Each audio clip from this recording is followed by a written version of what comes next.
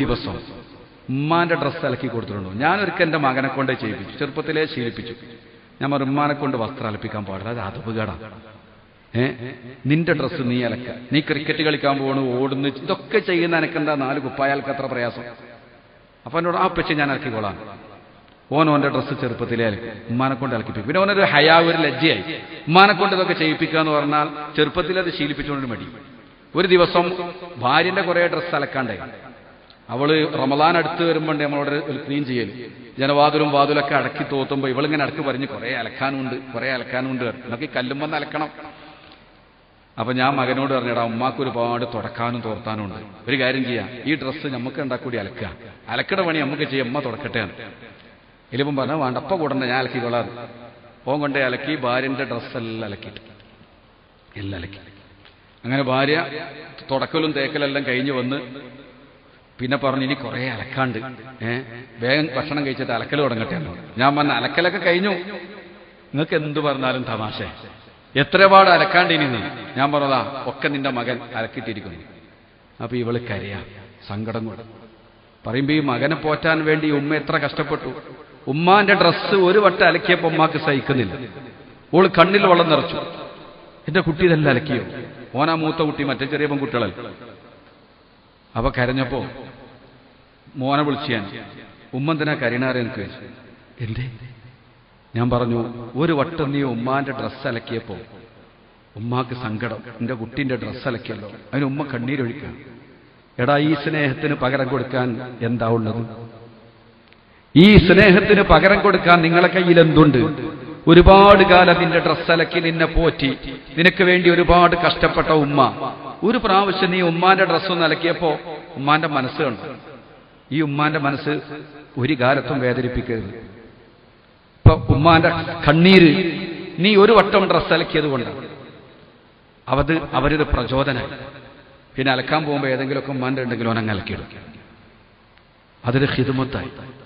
സത്യത്തിൽ ഉമ്മാന്റെ കാലിന്റെ ചുവട്ടിൽ ആ സ്വർഗം എന്ന് പറഞ്ഞാൽ അത്രയും വലിയ ദർജയിലാണ് ഉമ്മാനെ ഇരുത്തേണ്ടത്, അല്ലേ? അല്ലാതെ ഉമ്മ നമ്മളെ ഡ്രസ്സ് അലക്കേണ്ട ആളല്ല. ഹബീബ് പറഞ്ഞു, അവസാന കാലഘട്ടം വരുമ്പോ അടിമയോട് പെരുമാറുന്നത് പോലെ പെരുമാറും. അന്തലിതൽ അമത്തു റബ്ബതഹ, അടിമ സ്ത്രീ യജമാനത്തിയെ പ്രസവിക്കും. ആൺകുട്ടികളാവട്ടെ സ്ഥിതി ഇങ്ങനെ. എന്നാൽ പെൺകുട്ടികളാണെങ്കിലോ, ചിലർ പറയും പെൺകുട്ടികളായാലും ഒരു സഹായത്തിന് ആളുണ്ടാവും, +2 വരെ ഒരു പണിയെടുക്കില്ല. വീട്ടിലാകെണ്ടാകുന്ന പണി എന്താ? നിലം തുടക്കല്, വസ്ത്രം അലക്കല്, പാത്രം കഴുകല്. ഈ 3-4 പണി പെൺകുട്ടികളോട് പറഞ്ഞായിട്ട് തിരിഞ്ഞു നോക്കില്ല.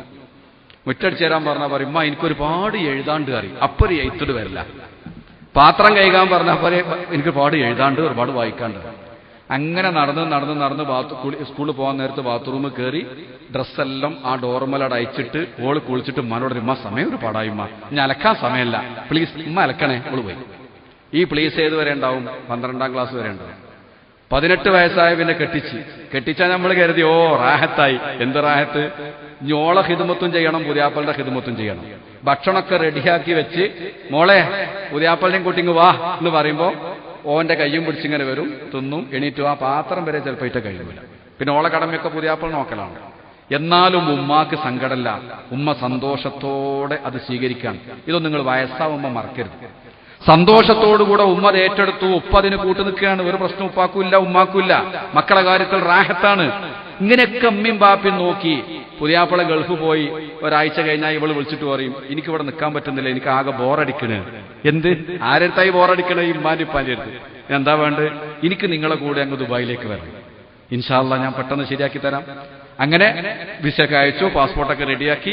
ഉമ്മാക്കുമ്പാക്ക ഭയങ്കര സന്തോഷം, എന്റെ കുട്ടി ദുബായി പോവാ, മോള് പോവാണ്. എന്താ ഹാപ്പിയർ നിങ്ങൾ മക്കള് ഗൾഫ് പോവാന്ന് പറഞ്ഞാൽ.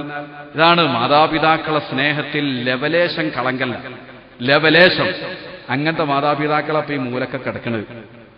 കളങ്കമില്ലാത്ത ഈ മാതാപിതാക്കൾ മക്കൾ ഗൾഫ് പോവാന്ന് പറയുമ്പോൾ ഭയങ്കര സന്തോഷമാണ്. യാത്രയക്കും ഉസ്താദിനോട് പറയുന്നത്, മോള് പോവാൻ ദുബായിക്കാ പോണെന്ന് പറയും. പോയാൽ എല്ലാ ഗൾഫാരെ പോലെ പോയതിന്റെ പിറ്റേന്നൊരു ഫോൺ ഉണ്ടാവും, ഞാൻ ഇവിടെ നിൽക്കണില്ല, അങ്ങോട്ട് തന്നെ വരികയാണ്. അത് പറയാത്തൊരു ഗൾഫാരനുണ്ടാവില്ല. നിങ്ങൾ ഒറോട്ടി മീൻകറിന്റെ ടേസ്റ്റ് ഒന്നും ഇവിടെ ശരിയാകുന്നില്ല, അത് പറച്ചിലേ ഉണ്ടാവുള്ളൂ. പിന്നെ ഫോണില്ല.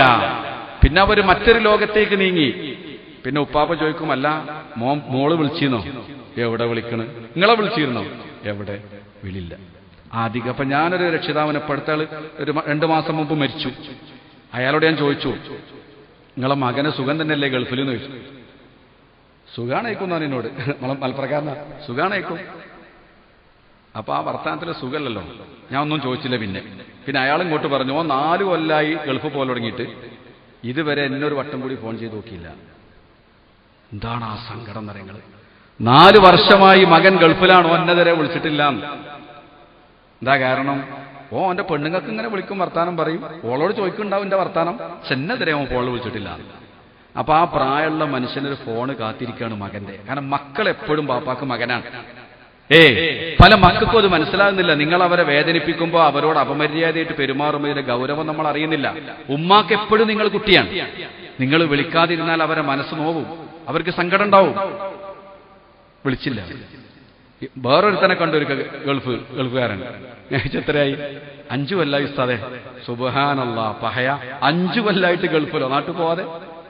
അപ്പൊ പറഞ്ഞു, അതിന് ഭാര്യ മക്കളൊക്കെ എന്റെ കൂടെ ഉണ്ട് ഉസ്താദേ. ഓഹോ, അത് ശരി, അതാ 5 കൊല്ലം. അപ്പൊ ഉമ്മയും ബാപ്പയുടെ അത് നാട്ടിലാ. അതാർക്കാ? ഉമ്മാനും ബാപ്പാനും 5 കൊല്ലം ആ മുഖം കണ്ടില്ലെങ്കിൽ ഇവനൊരു കൂസലുമില്ല. ഉമ്മാനെക്കാട്ടി ചൊറുക്കുള്ള ഒരു പെണ്ണിനെ കിട്ടിയപ്പോ, അതാണ് ഈ ഭൗതിക ചിന്ത നമ്മുടെ കൽബിലേക്ക് കയറിയ പിന്നെ അതല്ലേ ഉണ്ടാവും. ഉമ്മാനേക്കാൾ ചൊറുക്കുള്ള പെണ്ണുണ്ടായ പിന്നെ ഉമ്മാനേക്കാൾ ആവശ്യമില്ലത്. അപ്പൊ 5 കൊല്ലം അതിലപ്പുറം ഗൾഫ് നിൽക്കാൻ പ്രയാസമല്ല, ഭാര്യ മക്കളും കൂടെ ഉണ്ടെങ്കിൽ. മൻ ഫല്ലല സൗജതഹു അലാ ഉമ്മിഹി ഫഅലൈഹി ലഅനത്തുല്ലാഹ് ലാ യുഖ്ബലു മിൻഹു സർഫുൻ വലാ അദ്ൽ ശഫീഉനാ റസൂലുള്ളാഹ്. മൻ ഫല്ലല സൗജതഹു അലാ ഉമ്മിഹി, ഉമ്മാനേക്കാൾ വല്ലവനും ഭാര്യയ്ക്ക് സ്ഥാനം കൊടുത്താൽ, ഉമ്മയേക്കാൾ ഒരു പദവി ഭാര്യയ്ക്ക് കൊടുത്തു കഴിഞ്ഞാൽ, ഫഅലൈഹി ലഅനത്തുല്ലാഹ്, അവന്റെ മേൽ അല്ലാഹുവിന്റെ ശാപമുണ്ട്. ലാ യുഖ്ബലു മിൻഹു അദ്ലുൻ വലാ സർഫുൻ, ഫർളോ സുന്നത്തോ ആയ ഒരൊറ്റ കർമ്മവും അവന്റെ ഭാഗത്തുനിന്ന് സ്വീകരിക്കയില്ല. നബിയുനാ റസൂലുള്ളാഹ്. ഉമ്മാനേക്കാൾ മഹത്വം, ഉമ്മാനേക്കാൾ ഒരു പ്രത്യേക സ്നേഹം ഭാര്യയ്ക്ക് കൊടുത്താൽ അവന് അള്ളാന്റെ ശാപമുണ്ടെന്നും അവന്റെ ഫർളും സുന്നത്തുമായ ഒരു കർമ്മവും അള്ളാഹു സ്വീകരിക്കൂല. ഇതാണ് ദീന്. റസൂലുള്ളാഹി സ്വല്ലല്ലാഹു അലൈഹി വസല്ലമ തങ്ങൾ പറഞ്ഞതാണ് ദീന്, അള്ളാഹ് സ്വീകരിക്കൂലാണ്. അപ്പൊ ഞാൻ പറഞ്ഞുകൊണ്ടുവരുന്നത്, ഇവള് പറഞ്ഞു എനിക്ക് ഗൾഫ് പോകണം, ഇവിടെ ബോറടിക്കണം. അങ്ങനെ ഈ പുതിയാപ്പളുടെ അടുത്തേക്ക് പോവാണ്. പോയി കഴിഞ്ഞിട്ട് പോണില്ല. കുറെ കാലം കഴിഞ്ഞ് പിന്നെ വിളിയൊക്കെ നിന്ന്, കുറെ വിളിക്കാനാ പിന്നീട് മടുക്കും, വിളിയില്ല. ഇവിടെ എന്റെ കുട്ടി എന്റെ കുട്ടി എന്റെ കുട്ടിയാർമ്മയും ബാപ്പിയും കഴിയും. എന്ത് വിളി, വളരെ അപൂർവം ചില സമയത്തുണ്ട്. ഇനി വിളിക്കുന്നൊരു സമയമുണ്ട്, എപ്പോഴാ അറിയാം? ഓക്കെ 8 മാസം 8 മാസം ആവുമ്പോൾ വിളിക്കും. ഇനി നമ്മൾ അടിമപ്പെടിനെ കിട്ടണം. അന്തലിതൽ അമത്തു റബ്ബത്തഹ, അടിമ സ്ത്രീ യജമാനത്തിയെ പറ്റൂ. അങ്ങനെ തന്നെ അതിന്റെ അർത്ഥം. അന്തലിതൽ അമത്തു, അടിമപ്പെണ്ണ് പ്രസവിക്കലാണ്. റബ്ബത്തഹ, അവളെ യജമാനത്തിയെ. റബ്ബത്ത് യജമാനത്തി, യജമാനത്തിക്ക് ഗർഭായി. നീ ആള് വേണ്ട ഹിദ്മത്തിന്.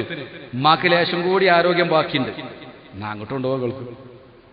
അവിടെയും പരമാവധി ഉമ്മാനെ ഉപയോഗപ്പെടുത്തുക. എല്ലാ മക്കളെ പറ്റിയല്ല, എല്ലാ അമ്മാനെ പറ്റിയല്ല നമ്മളെ ചർച്ച. അങ്ങനെ ചിലരുണ്ട്. എന്നിട്ട് 8ാമത്തെ മാസത്തിൽ ഇപ്പോൾ ഉമ്മ, എന്തേ മോളെ, ഉമ്മാക്ക് ദുബായി കാണണ്ടേ? എന്താ മോളെ ഇപ്പൊ അങ്ങനെ ഒരു ചോദ്യം? ഉമ്മ ഇതുവരെ വിമാനം കയറിയില്ലല്ലോ.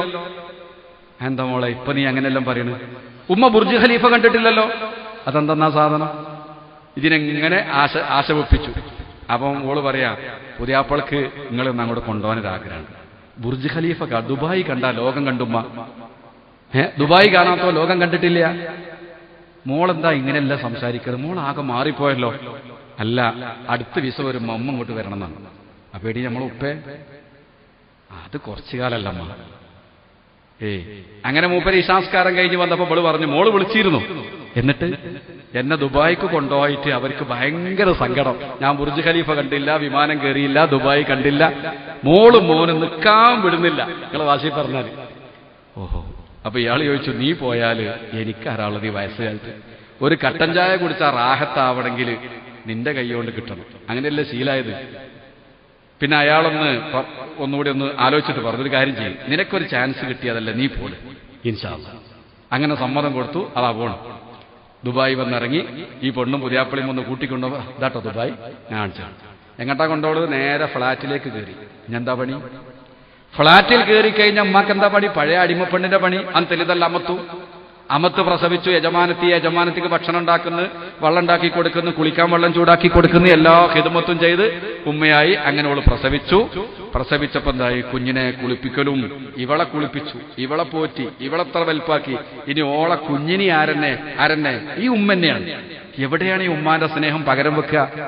ഇവൾക്ക് വേണ്ടി ഒരുപാട് ഉറക്കൊഴിച്ച മാതാവ് ഇനി അവളെ കുഞ്ഞിന് വേണ്ടിയും ഉറക്കൊഴിക്കുകയാണ്. അവൾ പറയും, മോൾ ഉറങ്ങിക്കോ, കുഞ്ഞിന്റെ അടുത്ത് കിടക്കട്ടെ, ഞാൻ നോക്കാം.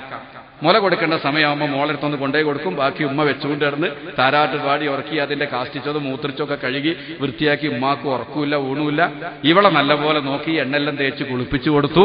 നല്ല